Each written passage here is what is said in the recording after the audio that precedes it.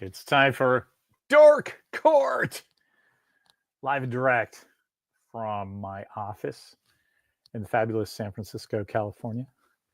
We've got music, we've got laughter and wonderful times here at the boarding house. That's a Steve Martin quote. Oh man, look at this. Larry Young. That's kind of funny. Anyway, we're waiting for Steve and Mark. They're here. They're messaging. They're messaging me. Technical difficulties on the way. Let's check your camera and mic. So we'll just start talking. Man, the Black Keys, a 90s band. Hey, it's Randall Armstrong, Chris Sagasag. Hey, guys. Here's Steve. Yo. Can you hear me? Hear you? Can you hear me? I can hear you. I just sent Steve a thing going, hey, man, ready to go? And he's like, when this guy stops talking. Yeah. Sorry, I just dropped off. No. Dude, that was fantastic. The jacket looks good, says my buddy Randall. You can't even tell, man. I put on my glow-in-the-dark Young Rosenheim Young mission patch. I took the NASA thing off. But look at this. I'm going to have to stand up. Watch out for my crotch. But I got all stuff in my pockets. I got what's over here. I got like Post-it notes and stuff. I was gonna say, are those Post-it notes or like chiclets? I couldn't tell. Post-it notes. I'm gonna put a big thing of Velcro right here so I can put like pens and shit on it. So thank you, Randall. Is this new? Is this a net new jacket? No. I just started messing with it. This is you know the M1s from Alpha Industries, the regular military jacket that they have? Yes. It's usually green or navy blue, and it's got orange on the inside. And you can make it reversible. People use them for hunting jackets. You got it in This white? is the white one that's supposed to be sending up in space because it weighs nothing. It's made out of basically tarp material. There's Mark Espinoza. He's got his Can you hear us, Mark? Oh, yeah. Who is nice. that? That's Linda, right? No, not Linda. Linda's the mom. Louise. Yeah, I love that hat. I think we got that hat because you bought it in San Diego, right? I wanted to. Oh, I think actually Steve did because I think Walker was looking for it. That was like his one mission that one year. I think we found it. We had a neighbor that loved the little Itchy Gumi or whatever that yellow character was. That's what it was. And so we got her the pillow, but then we had to go back and get another one because Walker's like, I cannot give this to the girl who's watching our cats because I want it. And so I'm like, let's just get another one, man. Like I dig it. And to this day, it's on his bed. But I also got a Louise thing because I thought Mimi would like it. And it ended up like being mine. I love wearing that thing around.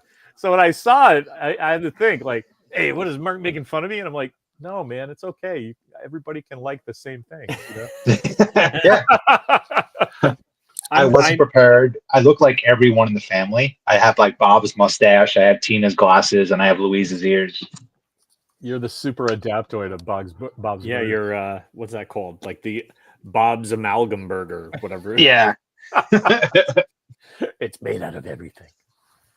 I just went down a weird John Hamm rabbit hole, and I uncovered the thing where he said that he would totally do a live action Archer, but he wants H. John Benjamin to dub the voice. Oh, that'd be perfect. And that was like 12 years ago or something insane. And I'm like, will you please do that before the guy's 75? Because that would be the best movie ever. Did you think... Oh, go on. Sorry. Did you ever hear the story with Amy Poehler and John Hamm when he was hosting SNL? No, now what? She was like a week from giving birth, and her like doctor was sick or like broke his leg or was something happened. So she was like breaking down and losing it on the set of SNL. And John Hamm just kind of turns to her and says, hey, listen, this is a really big deal for me. I need you to get your shit together. Sometimes, like, dude, you two are that kind of friend. Like, if I was starting to spin out, you would just say the most inappropriate thing to snap me back into reality, True. So good on John Hamm. He's a good friend. That's all that story told me. What's new in the world? What have you guys seen that I haven't seen? Oh, I don't know about that. You're pretty up to date, but Walker and I are insane about the Thunderbolts trailer and the Cap trailer. But you would think I would be insane about Cap and he would be insane about the Thunderbolts. But it's the reverse. Other way around. He cannot wait for that Red Hulk fight. And I'm like, dude, Thunderbolts has an asterisk. That is the best possible 5 movie of all time, right? It's like, hey, we're the new heroes, and we don't even want to be here. Nobody believes in us. We're gonna fucking smoke it anyway. That's my kind of theme for a movie, you know. I told Steve that it did the impossible. It made me interested in John Walker. You know, just the scene of like the bomb hitting the limo. He's like, "Hey, I mean, is that Bucky? Yeah, I agree. Yeah. He's going to be a good character. You know, he's a good actor, so that's not the question. I feel like the character. I think we're going to look back at this and we're going to say like that was some pretty awesome casting. Like I think it's totally. You know what I mean? Because Yes. I feel like he's not Steve Rogers, but he's. I don't know. I really dig that casting. I don't even have to look back. I remember during Falcon and the Winter Soldier that I was thinking this guy's perfect for not Steve Rogers. Yeah, exactly. Not You Steve know, Rogers. He's married. He's got a kid. He's just a regular dude who just happened to be Captain America. And honestly, that's the same thing that happened to Steve Rogers, right? It's just it's not World War II anymore, so you don't have the what is good and what is evil so clearly defined. I don't know. Yeah. I thought he was great. Yeah. I'm also looking forward to Lewis Pullman as Sentry. I don't know anything about that character, but if your dad is Bill Pullman, and Yes, you know, you get to just grow up talking about what works in acting, and then the first thing I saw him in was that lessons from chemistry. Where have you seen that? It's pretty good show. is that Brie Larson? Yeah. He basically plays the inciting incident. he's a scientist that she falls in love with who dies in a horrific off-camera accident in like at the end of the first episode. But so you know he's in the rest of it as a figment of her imagination. But that guy is crazy good actor. Yeah, he was in the Thor movie, not the Thor movie, the movie with Thor at the hotel thing. He's like the like one night at the Oh yeah, the John casino. Hamm's in that too, right? Yes, yeah. He's actually really good in that. He's movie. in that. I gotta watch that movie now. Good times at the what is that called? Yeah, it's something at the L something. Yeah. Bad times. Bad times at the El Royale. Does that sound right? Yeah, That sounds something like that. close. Yeah. Look at old Sagasag saying he's playing the same character as the Top Gun Maverick. Ha ha. His name is Bob. Okay. But yeah, to your point, like his dad, it's kind of funny, right? You think about it. Like Sentry is Bill Pullman's son. U.S. Agent is Kurt Russell's son. Kurt Russell. Kind of like. Oh, is he really? I didn't know that. Isn't that just the nature of where we are in Hollywood now, though? It's like, oh yeah, of course. It's like, of course, everybody grows up with their parents doing one thing and they go into the family business, right? I mean, I wanted to like Denzel Washington's son didn't want to like cash in on his dad's fame. Yeah, it's like, dude, man, the fuck you doing? Might as well just change your name to Denzel Washington too. Get in there, use that privilege. Yeah, I mean, Poor Walker got that from Greg Burgess's review last week of his books. It's like, yeah, you can take advantage of your opportunities, but like, if you're not good, you're not good. If you're not good, you're not good. Everybody pats you on the head and goes, "That's cool, nice job." But like, you know, like especially Denzel's kid. What did he use for his last name? I forget. Oh, I don't know. Yeah, I think it was when he was in Tenet. Right? Yeah, he was in Ballers, and that's when I found that out. and that whole story is like John David Washington. John David Washington. Yeah. So yeah, I guess he did use the last name, but he wasn't telling people. Yeah. Hey, you know Correct. Denzel? Right? I don't. Anyway, He was good. What was he in that I really liked him in? Oh, Black Klansman. I actually liked him in that. That's actually really good. I loved him in Ballers. I thought he was really, really good as one of the football players. Anyway, I love that show, and I was trying to get Walker to watch it, but it was like trying to get me to watch Mad Men. It's like, no, man, I can't do it.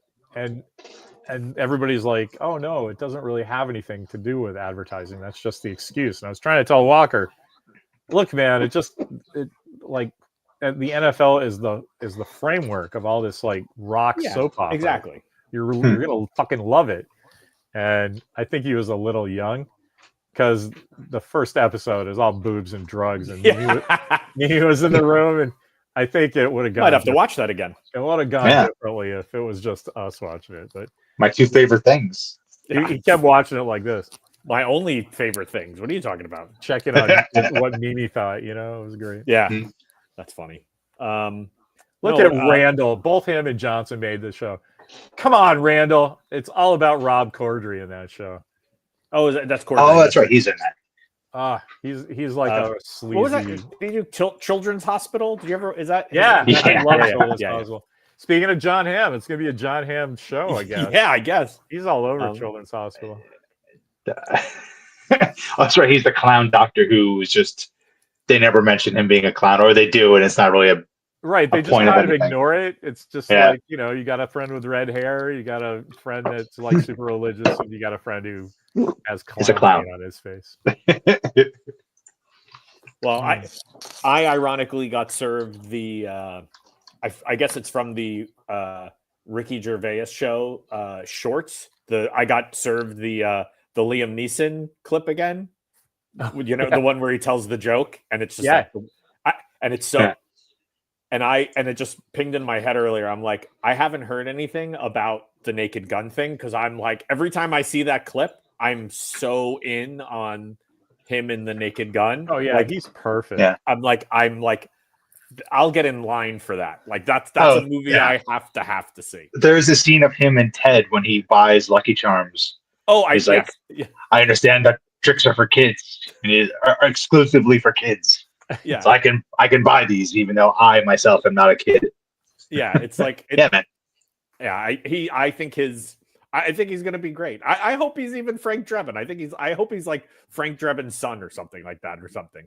Yeah, they have to do that, right? Frank Drebin Jr. Come on, right? Like it is perfect, but or just call him Frank, right? Yeah, yeah. He was Hannibal in 18. He's Frank Drebin now. Yeah, just do it. I think, but I was like, I haven't heard anything about that. I got to do some research and see if anything's been changed or has anything. I feel like it was announced and then that's all I ever heard. I know they added the guy who's doing the voice of the robot in Fantastic Four. How about that? Who's the voice of Herbie? Paul Hauser. Paul something Hauser. Something Paul Hauser. The only reason I remember it is because it's like Doogie Howser, but he's a heavy guy, heavy short guy. I think he played Richard Jewell in Jewel. You're not thinking of Cole Hauser, are you? Not Cole Hauser. Not Cole Hauser. No, it's like a. Hold on, I'll look him up. Hold on. Okay. Herbie. Anyway, my buddy Randall. This is why I don't talk pop culture with him. Look at this. I'm still hoping for a Hot Shots 3. Oh wait, not that one. Although that's hilarious. I wish Charlie Sheen was going to play Frank in the Naked Gun remake. Maybe 20 years ago. I can't. Charlie Sheen though? No. You need somebody old who's somebody who can do a stiff but is in on the joke. And oh my God, the second I saw in Key and Peele when they were doing that, Liam Neeson shit, and then they finally do one where they're like, Liam Neeson's is my jam, and he shows up. And he's totally into it. He's like, yes, I'm making fun of you guys with myself as the joke. And I don't know. I was like, that is totally Leslie Nielsen in the Naked Gun. That's the name. That's the guy. All right, that's why I keep Randall around because I think he's going to be. I last I read, which was a couple of months ago, he's the he's George Kennedy. Oops. He's George Kennedy to Liam Neeson's Frank Drebin. Who is? Oh, Frank. That guy, Paul Walter Hauser. Paul Walter Hauser. Unless he's so that's what I read. But you know that show is just so stuck in our family that Walker saw The Police Squad once, and I don't even think he saw the movies. He like didn't care. He's like, I got the joke. But just last night, like Mimi said something funny, and she did the freeze frame. Yeah, and both Walker and I just immediately started going right in our living room, and I was like, oh man, if they get that remake out, it's going to make $1 billion before anybody realizes whether it's a good movie or not. Exactly, because everybody's waiting for that kind of humor again. It's been a while. Yeah, so we had a good spoof. Philbo, yes. John Hamm and Naked Gun. The funny thing about that is, I have a feeling that this is why Naked Gun's going to come back. They're also bringing back the scary movies as well. Those are they? Yeah. The Wayans. I saw an interview where Marlon Wayans was talking about it, and he's finally like, because I guess towards the I honestly think they might have made 6. If that's maybe even more. Yeah, but I guess him and his brother, they kind of like took the property away from them after like 5 or something like that. Oh. And then they were fighting with the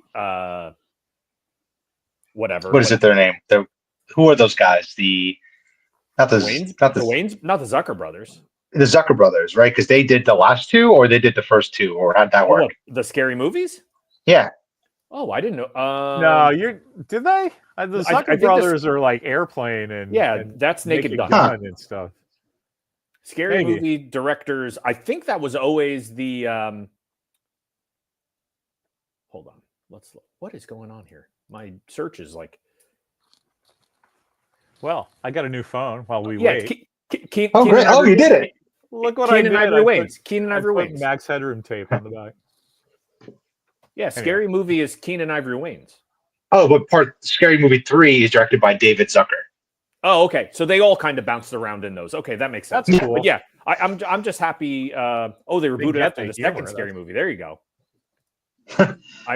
I was listening it while I was doing other work, so I might have misheard. So that's cool. That's right. Anyway. Wait, Larry, I remember you preparing to go get your new phone.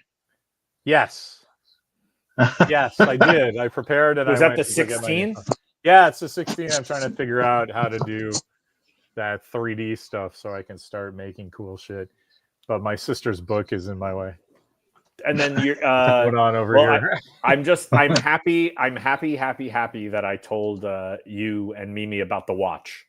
Yeah, thank you so much. Oh my God, because I heard Mimi text me and was just telling me that like she would have lost her streak on her like her active streak. Oh yeah, on her Wordle game. Yeah, or something. Yeah. And I was just like, because I guess the newest, there was an update.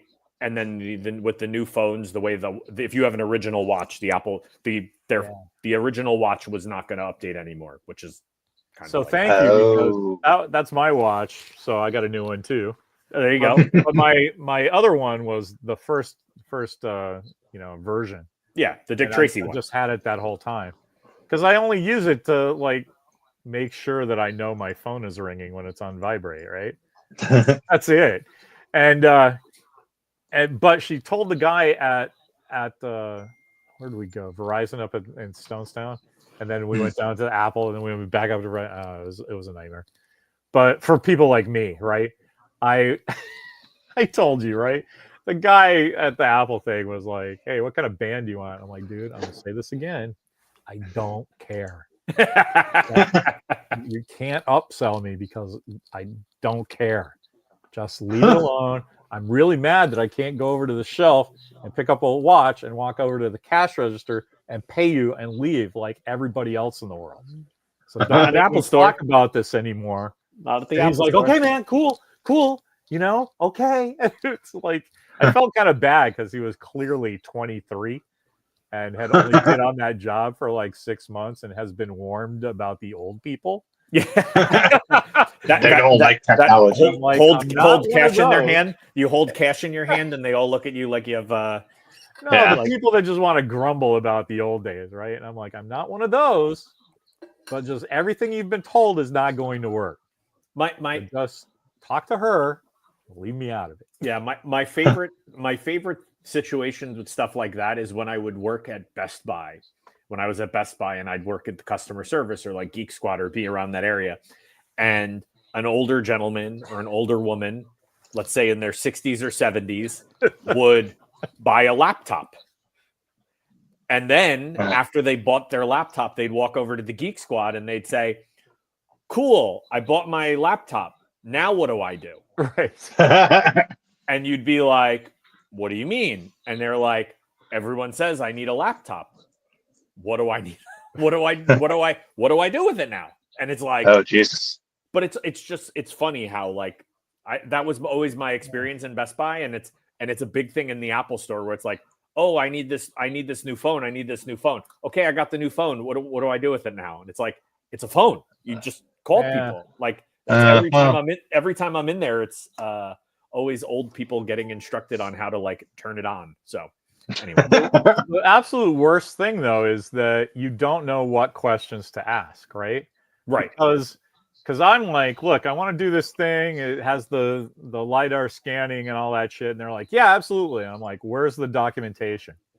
Yeah. And he's like, oh, there's a little slip of paper in the packaging that has the URL on it. And I'm like, you get how that isn't answering my question, right? Right. And he's like, no, that's the answer to your question. I'm like, no, I'm asking you a specific thing that I want to look at. I don't want to go through all this fucking shit online trying to find the one thing that I get.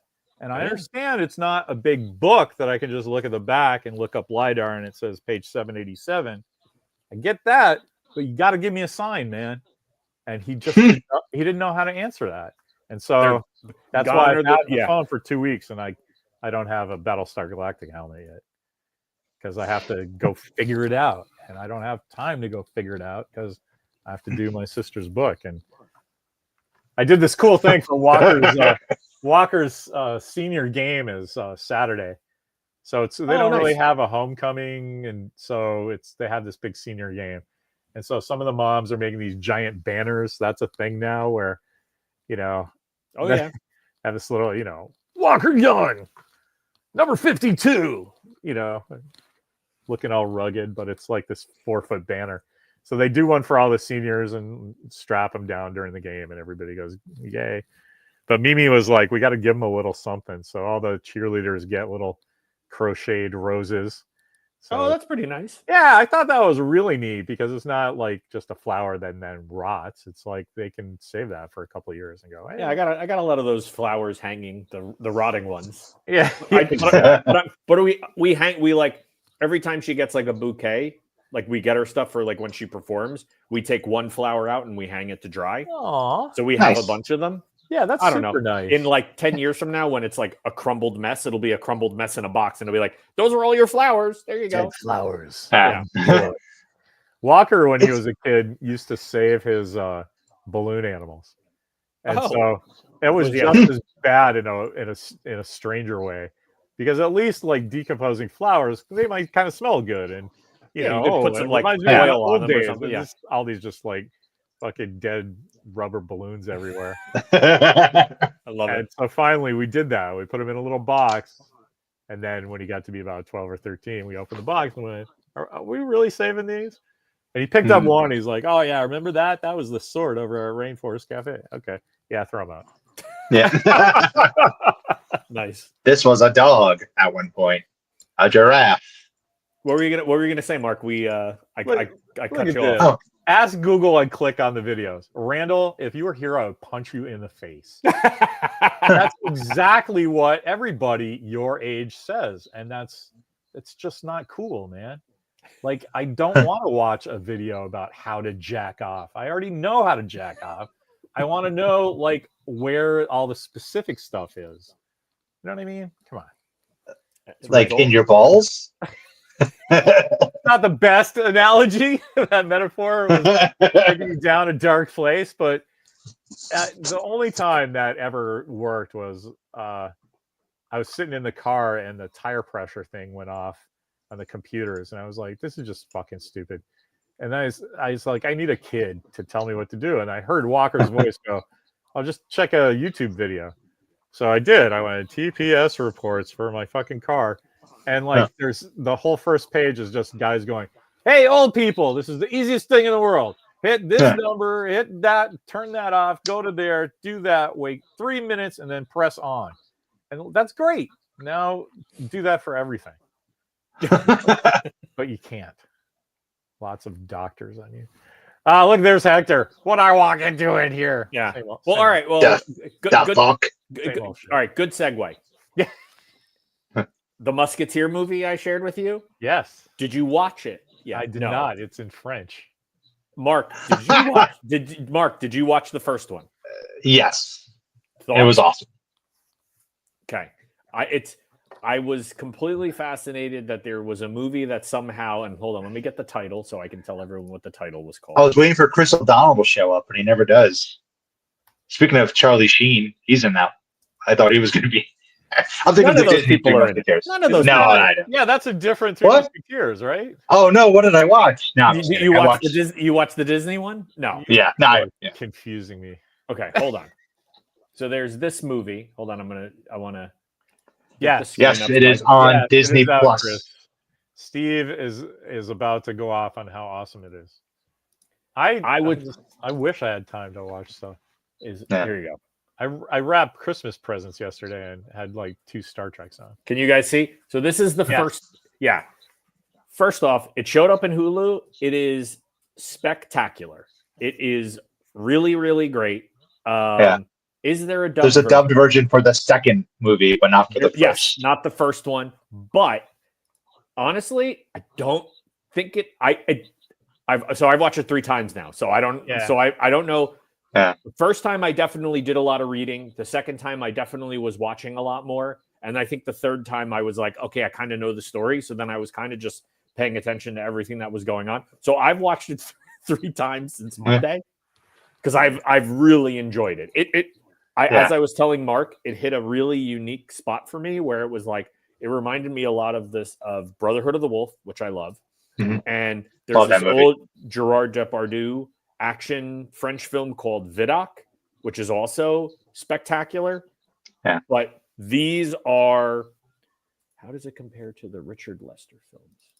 Let me do that right there is why I haven't seen any Musketeer movies. Because the only Oliver Reed ones? The Richard Lester ones made me take fencing. And so I'm just so into those movies. I'm like, I'm up to date on Musketeers movies. You're not gonna beat that cast for somebody like me. You're just not. Like all the Rat Pack guys, and then later, like Chris, Robin, whatever that guy's name is. Chris, you just said it. Chris, Robert Lester. Oh no, Chris Richard O'Donnell? Lester. Chris McDonald. Yeah, those. I'm like, who cares? You have the bar is Charlton Heston, Raquel Welch, Michael York High with added Oliver Reed. You get me a cast like that, I'll watch it all goddamn day long. And you also have like that's true. All right. I guess if I'm looking back, that's probably my favorites because that's got Christopher Lee in it. Yeah. It also has Richard Chamberlain, the original Jason Bourne. Who also is like he also does the Count of Monte Cristo, which I love his version of Count of Monte Cristo. So like Richard, but that's okay. So here's what I will say: those movies are set perfectly in time in the 70s. I think it's the 70s, and I love that cast because they're all at the age where it makes total sense. Honestly, I feel like these 2 French versions. I don't know who the young guy is. I really don't know who any of them are except for Vincent Cassel, who's in it, who is awesome. Oh, and Eva Green. Eva Green's in it. But it is just, it flows really nice. It flows nice. The action's good. The storyline is just enough that it's not like super mysterious or anything like that. Like obviously about like 45 minutes into the movie, you're like, okay, I get this. But it's not like disappointing in that way. And then the second one, I just was like, it kind of like rolls the dice, and you're just like, oh, okay, that's what we're doing. Okay, that's like anyway. I think I'm of the age where I can do another Three Musketeers. Yeah. Because when that came out, man, I must have been like 13, I think, right? Was that 76 or 77? Which one? The original? They're like seven. Well, I can look up. But it had to be around there. Oh, 73. 73. 73. Huh. Wow. Okay. I was 10. I probably didn't see it till it was on TV. Yeah, I was -5. So I'm just saying that that really cemented. I'd already read Three Musketeers. sure. Yeah. So I was down to see that, and my parents were like, they probably did something like, "Hey, it's the ABC Tuesday night movie. Sit down here with your Salisbury steak TV dinner and let us, go upstairs." But yeah, so I was, D'Artagnan as the young guy still was in my head as about 30, right? So like, even though that's not strictly true in the, to the canon, but well, you know what though? I think you just have like you just have like a super soft spot in your heart for Michael York because you just love Michael York. So I think I have to get you over that. Well, listen, this doesn't like distort Michael York's D'Artagnan. I think it's good. Listen, it's not that. It's I love those guys. They look like people, right? Like all the other movies, they're all like Hollywood sexy guys, and it's just like, okay, no, like D'Artagnan like throws up from drinking every night, So this is really cool. Porthos is just like a glutton, and like, anyway, if they do all that shit, I'll watch it. Yes, they do. They do. and the beauty of it is Porthos is like, I will fuck anyone and anything. Yeah. Okay. So what a really cool nod to this is like the Lester films were all filmed at the same time. These two Three Musketeer films were filmed directly after one another. So like they filmed the first movie, waited like a month, and then started filming the second movie, and then they released them within within a few months of one another. Oh, so that's cool. Yeah, so it's like there's no like you have all the same people, it's the same cast, it's like we're just having another adventure with the same group. Which I think is which I guess maybe is an indirect nod to the 70s ones. Because I just remember maybe I know there's 3, but I only remember 3 Musketeers and 4 Musketeers. I don't know what the third one is. The 5th Musketeer. Oh, is it actually the 5th Musketeer? Is it really? Yeah. So Philbo just said they're filmed at the same time, but the story's even cooler than that.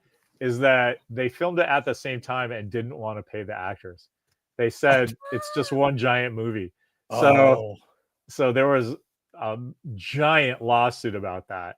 And that's why it's never been done again. You can film at the same time, but each one is accounted for as a separate film. So that's why it didn't look like they aged, because it was just a very long shoot for them. Yeah, that's funny. Because they didn't tell the actors they were going to do 2 things.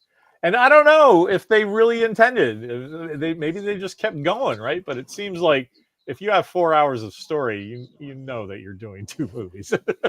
Guess, yeah. But it was old timey, right? So, hey, I'm just happy to be working in the pictures. Well, nobody had really pulled that yet, so they didn't know to tell people you couldn't. Yeah, because now that I think about it, I think Kill Bill was 1 movie. And I don't know. I think because his cut was so long, they made him split it. That's different. If you have like 6 hours of film that you can cut into 2 movies, that's different, right? I gotta really go into my like early 2000 brain to figure out if I remember that right. Well, I was chatting with someone at work today because we were chatting about. I always forget that it doesn't matter. There's an old Blueberry movie. Every story in my house like that. Okay, first of all, you don't need to know that. Never mind. It doesn't matter. And then it was like, when did that come out? 2004. I worked in a video store in 2004. Anyway, doesn't matter. All right. So that was anyway. Well, to the other people that are here, if you have Hulu, check it out. If you hate it, it's on Hulu and you already pay for it, so deal with it. But I think it's pretty good. And I like the second one just as much. So, all right, I gotta tell you guys a secret about Kill Bill. Okay. Mimi and I went to see the first one, and she hated it so much I've never seen the second one. Oh, really? Yeah, I just didn't care. I'm like, yeah, you're right. I don't care. I'm not a big kung fu guy, so I didn't get all his Quentin Tarantino references, and I'm not a big fan of Uma Thurman. I actually think her daughter is a better actress than she is, but people are going to Maya Hawke. Yeah, I like her. Yeah, she's fucking great. I don't know. Yeah. But that's how I feel about Walker. Steve, did you ever see better writer than I the original Spider-Man? Tobey Maguire Spider-Man? No. Okay. Steve showed up to see the movie with us, and we didn't get any tickets, so he was like, "Okay, I'm leaving." And has hated Spider-Man ever since. He has never seen the movie ever. I've never seen it. Yeah. The only time I'll ever see it will be Route 1 movie theater in, where is that, New Brunswick? On that day. Yeah. That was it. That was the end. Can I give Phil? It's the final reckoning. Yes. Yeah. That's all. Because apparently Tom was very mad about that. He thought this whole time it was going to be Dead Reckoning Part 2. And didn't want Final Reckoning in there because it's not the final Mission Impossible movie. And Paramount went, really? Anyway, I hope it's. I love that. I hope so too. I love that they brought in the girl from, what is it, Guardians? Palm. I can't say her last name. Yeah, but Mantis. Yeah, she turns at the end and becomes a good guy, and they're like, "Okay, you're part of the team now." Yeah, no, that's total Mission Impossible. I love it. I can't wait for that. You want to? But it's also like, you've dealt with this. You want to survive. You're with us. It's kind of that's the thought process there. Yeah, you earned your place on the team. Yeah. At the most critical moment, you're good. You're on our team. You know. I just kind of miss Jeremy Renner because he was brought in specifically to tell Tom Cruise to calm down because we can just do this whenever we want. And kind of can't. So, but it's like, oh man, Jeremy Renner's on the team. He helped you. He was hanging from that building where if you had fallen. Anyway, I just want them to bring Maggie Q back. That's all I care about. Oof. She was good. Yeah, I mean, I'm fine with Rebecca Ferguson. But they killed her, but they brought in Agent Carter, so whatever, I'm fine. Yeah, they got Agent Carter, and then you got what's her name? Sue Storm. So I'm still a fan of Sue Storm. Can we talk about this for a second? Or you want to just talk about Sue Storm? We can talk about that. I'll go back to it. I got all excited about that while you were saying Sue Storm, which I am equally excited about. She's great. Yes. The White Widow. Yeah, I think that's a great character. Isn't she? Yeah. She's like Vanessa Kirby, a good guy now, right? Or is she like one of those Han Solo guys? Like, indifferent, right? Yeah. Just along for she's like, if the money is Lando, right? If the money is right, I'll be on any side. Yeah, there you go. She's Lando. She's Lando in the Mission Impossible realm. Like she knows Ethan Hunt, so she's friends with Ethan, and she's gonna support and help Ethan. But at the end of the day, if it you got to screw over Han Solo, you screw over Han Solo. He don't care. Yeah. And Ethan knows. That's pretty good analogy on my part. I think I'm done. I'm going to I like that scene that she's in where, he just Ethan walks in knowing that they've got the drop on him. And he's just like, but I'm Ethan Hunt. I'm just going to bluster and people are going to die and all that shit, but I'm saving the world. And then they brought back, what's his name? It begins with a K. It's like Kissinger or Clink. Kissinger. Yeah. They bring him back from the first movie for the last one. Oh my God. It's like, I just want to hang out with McQuarrie and just fucking listen to him talk about narrative and just take notes. Because that's all. He knows what he's talking about. He knows how to write. He knows how to create connective tissue to other things where other people don't. Which he mastered in Usual Suspects. And he's just slowly been doing it forever since. But the thing I think is so great is that he didn't join them until movie 4. That's what I mean. That's what I mean. So people are just throwing bullshit out the window, and he's like, "Oh, that's gonna all connect here." You know, I don't know. I just think it's great. Randall, thank you, man. Go deliver some comic books, and I'm going to talk all about that Glenn Powell thing, and you're going to miss it. So, well, if we could talk about one comic, Alien versus Avengers, solid. But Mark, I think it's like a $10 comic. I'm not even lying. Or like, just buy it on eBay. It's good. It's good. Okay. It's on. I have part 2. I don't have part 1. It's really good. It's good. It's solid. Okay. Yeah. Anyway, but all right. Speaking of comics, Invisible Jet, like their building burned down. I remember you mentioning that. West Portal. So now they're right next to the old. The old. I guess it wasn't the Balboa, whatever that old movie theater was over there, across from the Bank of America on West Portal. There was an old abandoned shoe shine place, literally right next to the movie theater. Okay. And now the movie theater is closed, and they have the most perfect spot for a comic store ever. Because can you imagine having a storefront right next? Yeah, thanks, Chris. The Empire.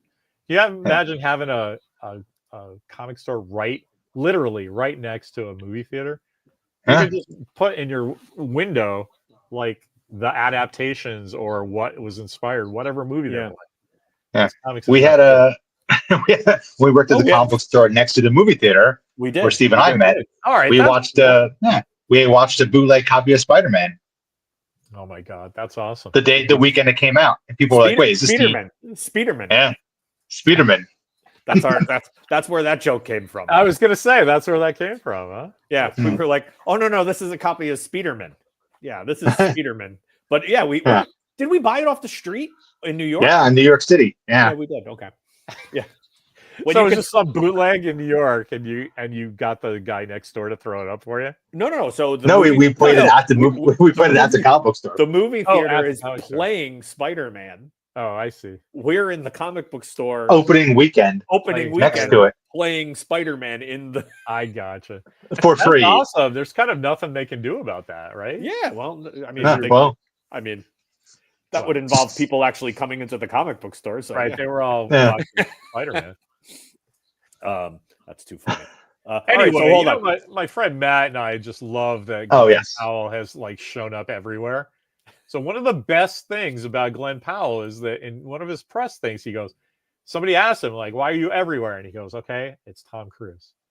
And they're like, what? And I'm like, this is a serious answer to your question. Please don't interrupt me. Let me just get this all out.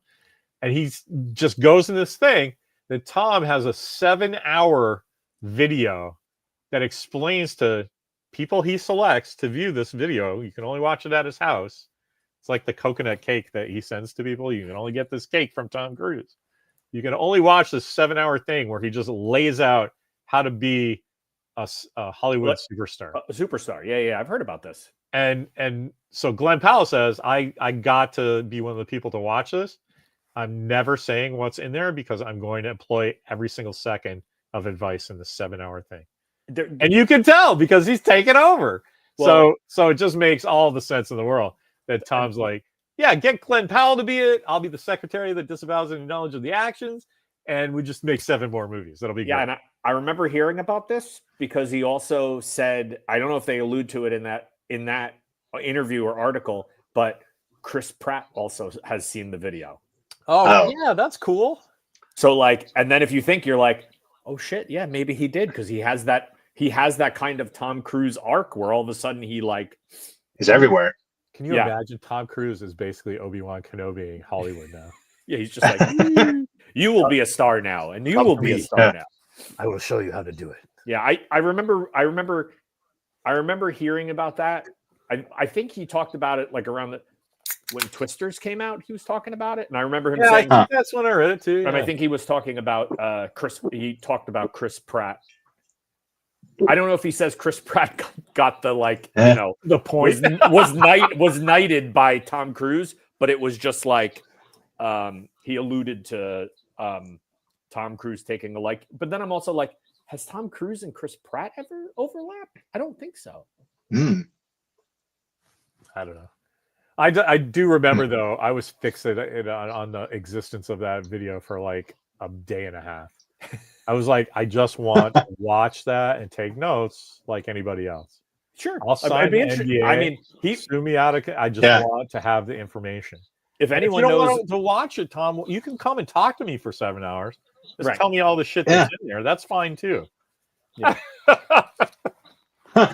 But now that's so weird. But you think Tom Cruise watches you watch it? Yes. Oh, yes.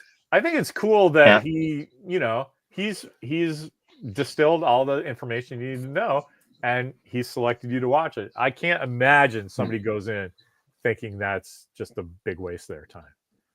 Like, if it was 7 hours of a blank screen with Tom at the end going, buy Apple stock, I would still think it's worth it. So I got a question for you. What do you think Tom Cruise's net worth is?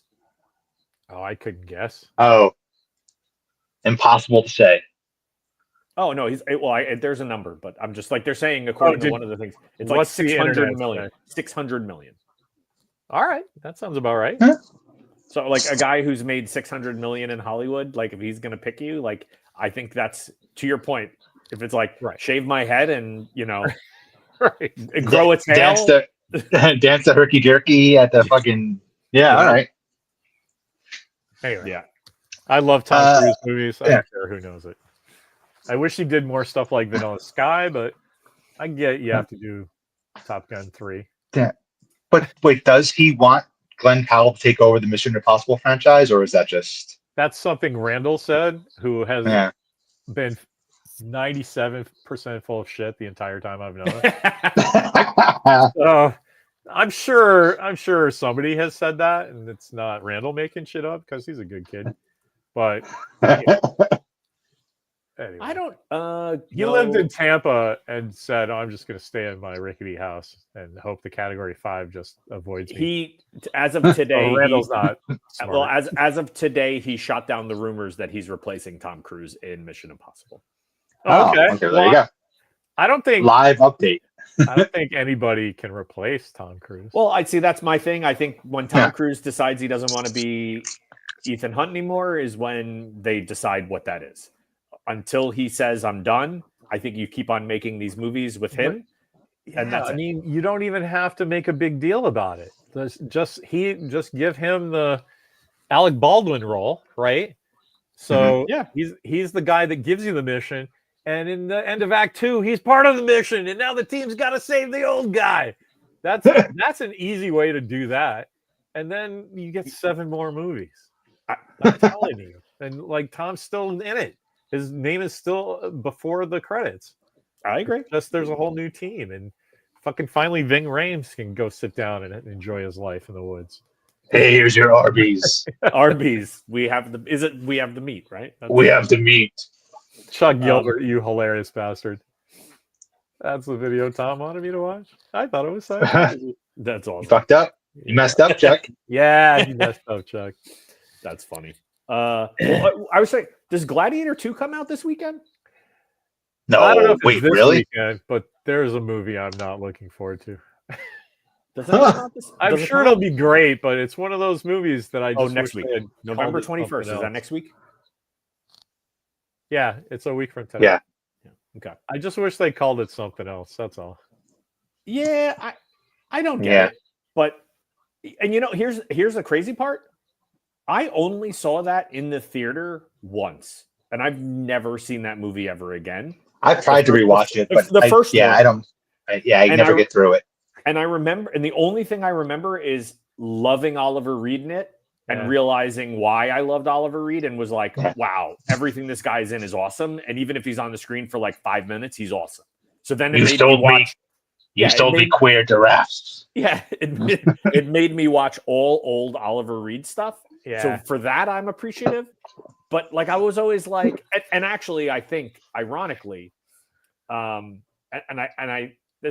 always the thing that was talked about, like rumor mill, was that Russell Crowe, does he win the Academy Award for Gladiator or he wins it for The Insider? I think he wins it for The Insider, but they said he probably should have won for Gladiator. It's one of those things. He's great in it. Yeah. But it's also like, I don't know. It's kind of like one of those movies where once you see it, I don't know what the adventure is to see it again. You know what I mean? It's like, how do you make the story different enough that it's interesting, right? Or that I care? Do you mean the a sequel or just watching it again as an audience member? Maybe just the first one. Maybe I got to watch it again. Oh. Maybe I have bad juju. But I'm also like, okay, so what's the second one? Is it like, I don't know. I guess I'll have to watch the second one because Denzel Washington's in it, and that guy. I think the second one is just the adventure of more people in Rome, right? Yeah. Like, and that's why I kind of don't care. Yeah. Like, I was interested in the characters of the first Gladiator, and and Oliver Reed's in it, man. And it's his last movie where he drank himself to death on the set. Literally, yeah. So okay, he, cool. he went out with a crew afterwards, and they were like looking for him the next day, and he's like, dead. Oh yeah, he died. Well, so I think, and that is I think that's the reason why I will see this one, because I want to see Denzel Washington essentially is playing the Oliver Reed role, and then Denzel Washington playing like I don't give a shit role is like I'm in, sold. Yeah, So in a big budget movie too, nonetheless. Where he's like, whatever. Did I ping you guys that? Who did I ping you about him? Someone? Oh no, that was last week when Mark left. Mark, did you join us last week? You left quick, right? Yeah, I half hour, but he had his okay. Yeah. Were you there when we were talking about Statham in the Marvel movies? Kinda. We had talked about it, but I wasn't there for that part. Okay. Why? What were we saying? What happened? Wolverine, right? No. Jack Xavier. I want to see him as Kazar. That's my thing. But perfect. That's what I thought. But Walker kind of shut me down. He's like, I don't see Statham with a long blonde wig, and I'm like, yeah, you know what? I think that might be a hurdle for the audience, right? I don't want to see that though. I want to see that. I totally want to see. I might go to AI. I might after this go and noodle with some AI stuff and Statham as Kazar. I might pronounce Kazar. Let's see who can make the best one. I'll send you mine. You send me yours. Okay. Well, listen, I have a couple designers I work with that can really polish it up. So spread some rumors. So you guys know how I love the movie props, right? Of course. He is. Did you Wait, what? Wait, really? That phone ad where there's like 1,000 Jason Stathams. Have you ever seen that? Oh, yes. So they accomplished that with masks with the expression already baked in, and then they made it move with CG really fast as they were walking by. So there's like between 125 and 175 masks of Jason Statham, and I'm like, how come I can't get one of those? I don't even care what the expression is. It's just nobody I know like admits to having one. And I'm like, there's no way they threw all of those out. No. You can get it on Amazon. A Jason Statham mask? Yeah. That's not screen used though, right? I mean, here, hold on. Wait a second. Are you throwing that up? Yeah, hold on. All right. That's not bad. Jason Statham. Oh, that is pretty good. Well, wait a second. Where are we? 22 centimeters, though. Well, I don't know how it. I that's out of my realm of. It looks pretty good though. Because my head is 23 inches around, so 22 by 20 by 5. That's the 5 dimension doesn't tell you anything. That's 5 centimeters is. That's tiny. I'll share with you the link. I'll let you do your. If only you could throw silicone into water and just have it puff up a little. All right, thanks. I did get that link. I think it'll split. I think if you try to stretch it too much, it'll crack because I'm looking at it. No, of course. But yeah, that's funny. Yeah. Anyway, I never knew I needed that until right now. Stupid. I'd have to shave that. Like every once in a while, I have some silicone masks around, but they're mostly like Daredevil and Cap and Alien stuff that go on the forehead now. But every once in a while, I have something that goes around here, and I always think there was this great Unknown Soldier, written by Robert Kanigher and drawn by not Joe Staten. Who's the Joe? You're gonna make me do it, aren't you? Anyway, there's a great thing where the Unknown Soldier has his little mask on, and he gives himself away to the Nazis because he's always scratching. And this smart Nazi goes, "Oh yeah, that's because his whiskers are braiding on the inside of the mask." And so of course it's just some guy scratching his head and the Nazi kills him, and it's like, haha. No soldiers walking away, and there's like a little bandage coming down his shirt. Oh yeah, that's awesome. Back up, yeah. It's not his whiskers; it's that he always puts his mask on over his bandages. The dumbest shit ever. Anyway, I got all excited. Like Darkman. Like Darkman. Darkman. Is that an anniversary or something? Because that has been coming up a lot in my press lately. Same. Yeah, I watched it. I watched it recently. Joe Kubert. Thank you, Chuck. That's what I'm trying to think of. Joe Kubert. So yeah, you watched it. I just watched it recently. It holds up. It's you know what? It's true Sam Raimi, like, oh, right in your, like, I love those, those scenes like in the Evil Deads, and it's like, and like the close up on the face, and God, that's so good. He's the only one who I love that. I don't know. It's another one to rewatch. Everybody thinks that's his first comic book movie, and I'm like, are you mental? That's his version of a Universal horror monster. Yeah, totally. And they're like, no, he's a superhero. I'm like, all right, whatever. I stopped arguing with Randall and his friends. Poor Randall. I give him such shit. Oh yeah, so nothing's going on, man. I'm trying to get this book for my sister done, and yeah, I can't watch TV. Mimi and I've been watching Palm Royale. I mean, have you seen that? No. What is that? It's man, listen to this cast. And when I tell you Ricky Martin is in it and he's crushing it, and he's 51 years old and looks 35, that's just the beginning of how awesome this is. But Kristen Wiig, Allison Janney from West Wing. Oh, okay. Yeah. Everybody. Carol Burnett, Ricky Martin. Mindy Cohn. Natalie from Natalie from the Facts of Life. Facts of Life, isn't it? She's like a key reporter that's breaking stuff open, and it's no. I'm not gonna go into the whole thing because it's just basically a late night soap opera. But the pilot of that show is the tightest written pilot I've seen since Lost. It's insane how they set everything up. There's a whole bunch of like crazy things that you're like, I don't see how this is a show, because this character is starting off so behind the eight ball, and she's like telling lies and stealing jewels and all this stuff, and every fucking thing at the end of the 43 minutes is either explained or revealed to be true, and that she's just all the stuff that everybody's thinking is lies, it's because it's so outrageous, is actually true. Okay. And so there's all of this stuff that you go on such a crazy journey as an audience member, that of ups and downs and reversals of fortune and all this crazy shit in an hour, that you're like, I have to watch all of this right now. Where is that streaming? It's on Apple TV. All right. But yeah, I watched the first two just by myself. But then I didn't watch any more because I was like, oh, Mimi has to see this, because it's a period piece. So like you get to see all kinds of cool. Laura Dern's in it, so she's a hippie. And you get to see all kinds of cool like movie cars, because it's all stuff from the 60s and 1969. I remember very well, and like all of Mimi's relatives in Florida are like that age or have just died. That's like when they were vital folks in their 40s. So like she has an into it. It's like, oh, Carol Burnett's playing my grandmother, and stuff like that. Kristen Wiig's in it. And as she ages, I think I'm just like, beautiful. Like I've always thought she was a pretty lady, but she's one of the ones I was me and Lauren were talking about that. I was just like, did something change? She just a lot. Yeah. I think she's getting. There's that photo of her with like the really short hair kind of combed to the left. And I was like, Jesus. Yeah. Anyway.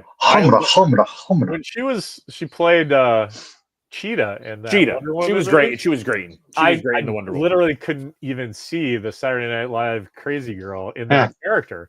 Yeah. So I was like, all right, well, the next thing I watch, I'll spot her, like she's an actress now. Yeah. She just happened to come to our attention through comedy, right?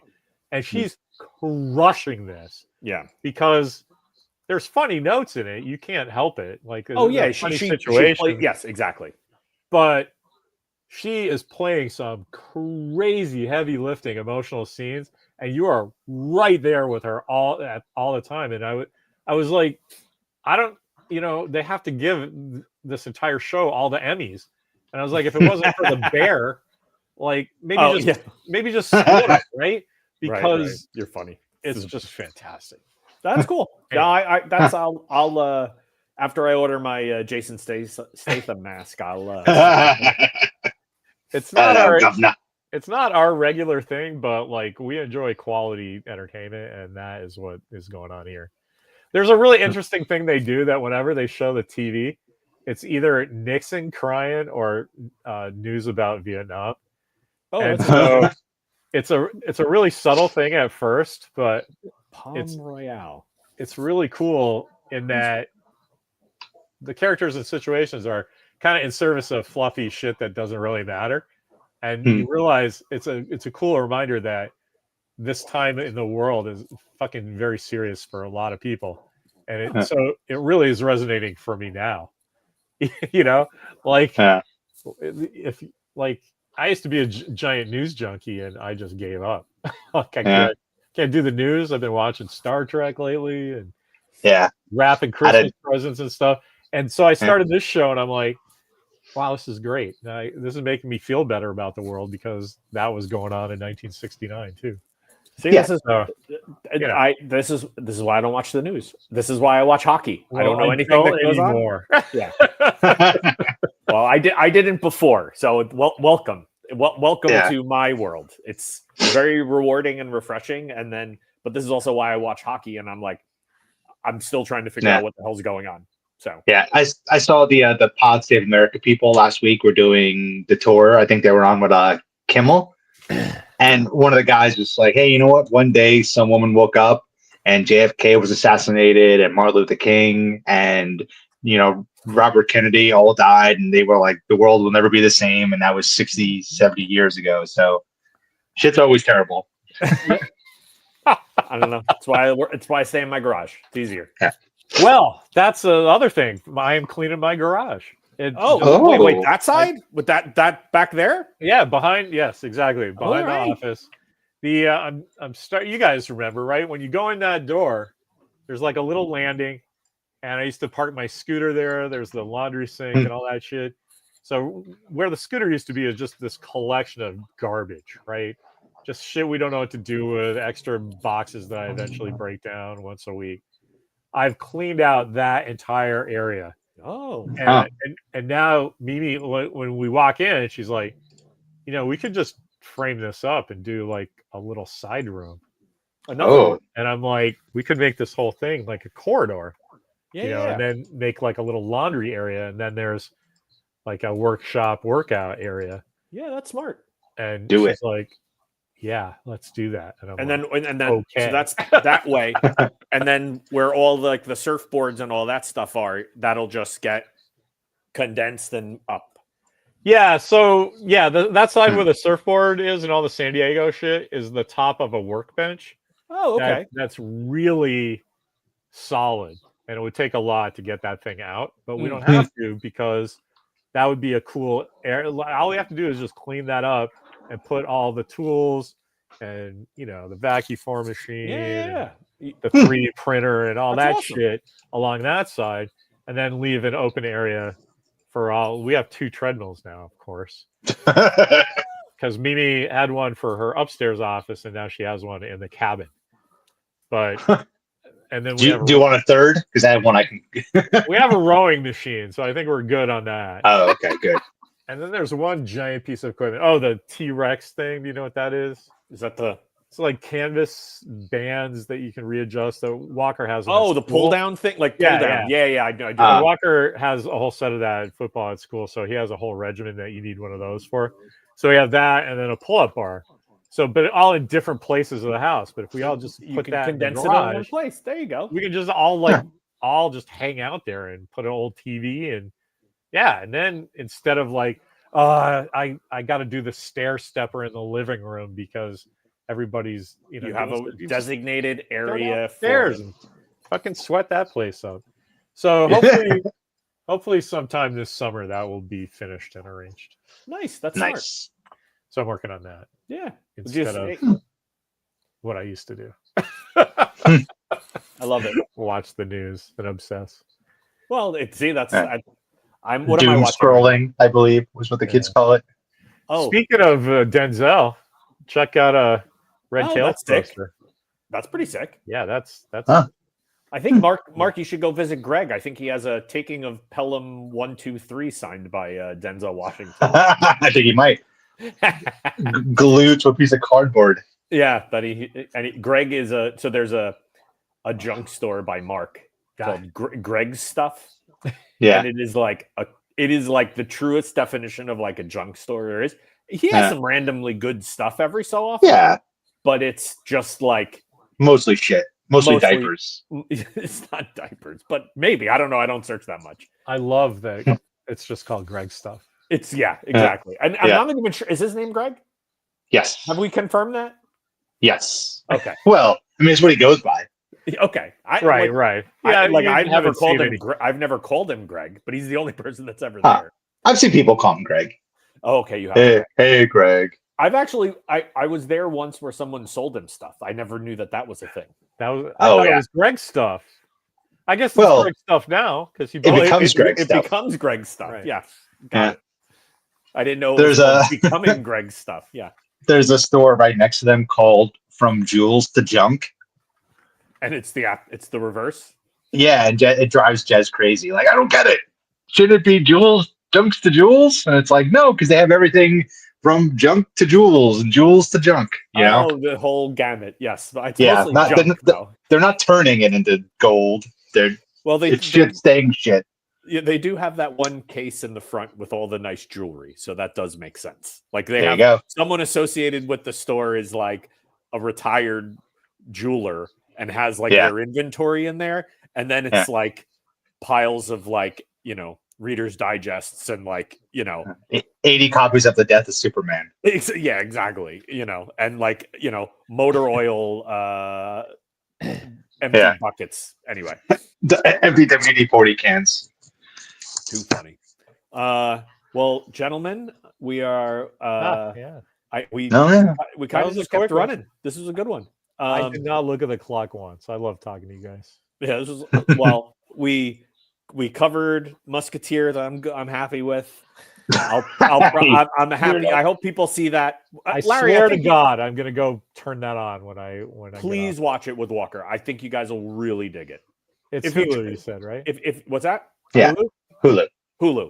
Yeah, watch the first one, and then if you hate it, don't watch the second one. But I actually like the second one too. I'm telling you, I won't hate it. Yeah. I don't know. I don't know if Walker has time. His big game is Saturday. Yeah, no worries. But check it out. I think you'd like it. I think you'll dig it. So awesome. Well, gentlemen, I'm doing that right now. Thank you, Steve.